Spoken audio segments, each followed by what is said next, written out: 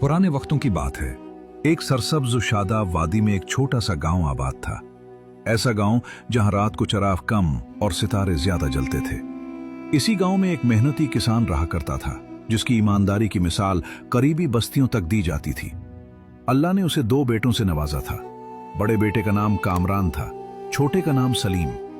दोनों ने एक ही सहन में चलना सीखा, एक ही मिट्टी से खेलकर हाथ गंदे किए और एक ही मां की लोरियों में आंख खोली। मगर जो चीज एक न हो सकी वो थे उनके दिल। कामरान बचपन ही से अपने आप को बड़ा समझता था, ना उम्र में बल्कि हक में। वो चाहता था कि गांव के सब लोग उसी को देखें, उसी का नाम ले और उसी के फैसले माने। सलीम उसके बरअक्स था, खामोश, तहम्मुल वाला और दिल का नर्म। वो कम बोलता, मगर जो बोलता सच बोलता। जब दोनों भाई मकतब में पढ़ने गए तो उस्ताद अक्सर सलीम की समझ की तारीफ करते। ये तारीफ कामरान के कानों में नहीं, दिल में चपती थी। वो मुस्कुराता तो था, मगर उस मुस्कुराहट के पीछे जलन छुपी होती। वो सोचता, अगर हम एक ही बाप की औलाद हैं तो आगे क्यों वो है? ये वो सवाल था जिसने बाद में आग बन जाना था। बाप बुढ़ापे को पहुंचा। एक दिन उसने दोनों बेटों को पास बुलाया और कांपती आवाज में कहा, बेटों, दुनिया की सबसे बड़ी आग वो नहीं जो लकड़ी से जलती है, बल्कि वो है जो दिल में लगती है। इससे बचकर रहना। मगर हसद की आग नसीहतें कम ही सुनती है। चंद ही बरस बाद बाप इस दुनिया से रुखसत हो गया और यूं 2 भाई एक दूसरे के इम्तिहान में डाल दिए गए। बाप की वफात के बाद वो आंगन जो कभी हंसी से गूंजता था, खामोश हो गया। चिराग जलते थे, मगर रोशनी में वो हरारत न रही जो बाप की मौजूदगी में हुआ करती थी। चंद दिन सोग में गुजरे, फिर वो दिन आया जिस दिन किस्मत को कागज पर बांटा जाना था। गांव के बुजुर्ग जमा हुए। कच्ची मिट्टी पर चटाइयां बिछी थीं। एक तरफ सलीम खामोश बैठा था, सर झुकाए, नजरें जमीन पर। दूसरी तरफ कामरान, सीना ताने, आंखों में अजब सी तेजी। बाप की छोड़ी हुई जमीन 2 हिस्सों में बांटी गई, न कम न ज्यादा, न ऊंच न नीच। फैसला आदिलाना था, मगर हसद को इंसाफ समझ नहीं आता। कामरान के दिल में वही पुरानी आग दहक उठी। ये जमीन तो बराबर है, मगर किस्मत क्यों बराबर नहीं? सलीम ने अपने हिस्से की जमीन को अमानत समझकर संभाला। वो फजर की अजान से पहले उठता, हिल चलाता, बीज बोता और शाम को अल्लाह का शुक्र अदा करके लौटता।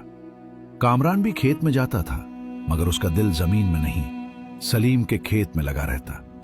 वो हर रोज सलीम की फसल को देखता और अपने खेत को कोसता। एक साल बारिश वक्त पर हुई, सलीम की फसल लहलहा उठी। लोग कहने लगे, ये बरकत मेहनत की है। ये अल्फाज कामरान के लिए नमक थे जो खुले जख्म पर छुड़के गए। वो हंसता तो था, मगर उस हंसी में दिल का सुकून न था।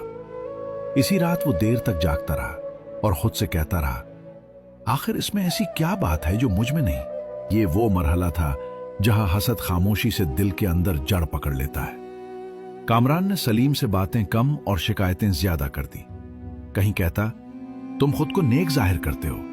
कहीं बोलता, तुम लोगों को दिखाते हो कि तुम ही बेहतर हो। सलीम सुनता रहा, कुछ न बोला। वो जानता था, जो आग अंदर जल रही हो वो अल्फाज से नहीं बुझती। फिर एक साल आया जो गांव ने मुद्दतों याद रखा। बारिश न हुई, जमीन फटने लगी, खेत सूख गए, लोगों के घरों में चूल्हे ठंडे पड़ने लगे। सलीम ने पिछले साल का अनाज संभाल कर रखा था, कामरान ने नहीं। एक शाम जब सूरज भी शर्मिंदा सा डूब रहा था, कामरान सलीम के दरवाजे पर आया। सर झुका हुआ था, आवाज कांप रही थी। सलीम ने एक लम्हा भी दिल में सवाल न उठाया। उसने अनाज निकाला और भाई के हवाले कर दिया। न ताना न सवाल, मगर यह एहसान कामरान के दिल में शर्मिंदगी ना बल्कि मजीद हसद भर गया। वो अनाज लेकर चला तो गया, मगर दिल में कहता गया, ये मुझे नीचा दिखाना चाहता है। ये वो लम्हा था जहां हसद अंधा हो चुका था। एहसान लेने के बाद कामरान के लहजे में और भी तलखी आ गई। वो जहां बैठता वहीं सलीम का जिक्र छेड़ देता। कहीं कहता, वो बड़ा नेक बनता है। कहीं बोलता, असल में सब दिखावा है। लोग पहले हंसते, फिर संजीदा होने लगे। हसद की बातें अगर बार बार कही जाएं तो कुछ दिलों में शक बनकर बैठ जाती हैं। एक दिन कामरान ने गांव के चंद ऐसे लोगों को चुना जिनकी नीयतें कमजोर थीं और आंखें लालच से भरी हुई। उसने आहिस्ता आवाज में कहा, जमीन की तकसीम में मेरे साथ नाइंसाफी हुई है। बात बढ़ती गई, रंग बदलती गई। आखिरकार ये खबर फैल गई कि सलीम ने मुश्तरका जमीन चालाकी से अपने नाम कर ली है। ये इल्जाम सलीम के लिए आसमानी बिजली था। गांव में ऐलान हुआ, कल पंचायत बैठेगी। लोग जमा होने लगे, कुछ सच जानने के लिए, कुछ तमाशा देखने के लिए। सलीम सारी रात जागता रहा। न खौफ था न गुस्सा, बस एक दुख था। भाई ही भाई का दुश्मन बन गया। गांव के बुजुर्ग आए, लोग दायरा बनाकर बैठ गए। कामरान ऊंची आवाज में बोला, हाथ हिलाए, इल्जाम लगाए। सलीम खामोश रहा। जब उससे पूछा गया तो उसने बस इतना कहा, जो सच है वो कागजों में भी है और अल्लाह के इल्म में भी। कागजात निकाले गए, हुदूद नापी गईं, गवाह बुलाए गए। एक एक करके कामरान की बातें बिखरने लगीं। फैसला सुनाया गया। जमीन बराबर बांटी गई थी और सलीम ने कोई धोखा नहीं किया। लोगों में सरगोशियां हुई। कामरान का चेहरा जर्द पड़ गया। वो दिन कामरान के लिए शर्मिंदगी का नहीं, पागलपन का दिन था। वो दिल ही दिल में कहता, अगर मैं हारा हूं तो ये भी जीतने के काबिल नहीं। ये सोच इंसान को अंधेरे के उस कोने में ले जाती है जहां रोशनी भी दुश्मन लगती है। सलीम पंचायत के बाद चुपचाप घर लौट आया।